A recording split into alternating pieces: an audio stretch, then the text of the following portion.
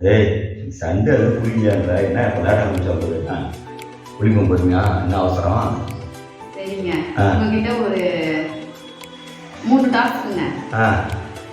3ல உங்களுக்கு என்ன வேணும்னு நீங்கள் முடிவு பண்ணுவீங்க. ஆரம்பிச்சியா சண்டை எழுதுவோம் கேட்கலாம் உறவ போகிற கேளு. ஃபர்ஸ்ட்டு கடன் வந்து உங்ககிட்ட உங்களுக்கு அப்பா அம்மா முக்கியமா, இல்லை பொண்டாட்டி பிள்ளைங்க முக்கியமா, இல்லை 50 லட்சம் ரூபாய் பணம் முக்கியமா அப்படின்னு கேட்குறாருன்னா நீங்க என்ன சொல்வீங்க? என்ன சொன்ன? கடைசியாக ஒன்று சொன்னீங்க, சொல்லு என்ன சொன்னது? உங்களுக்கு 50 லட்சம் ரூபாய் பணம் முக்கியமா, இல்லை பொண்டாட்டி பிள்ளைங்க முக்கியமா? ஒரு நிமிஷம். 50 லட்ச ரூபா பணம் முக்கியம்னு எடுத்துன்னு போயினே இருக்கணும் பண்ண கிளம்பி.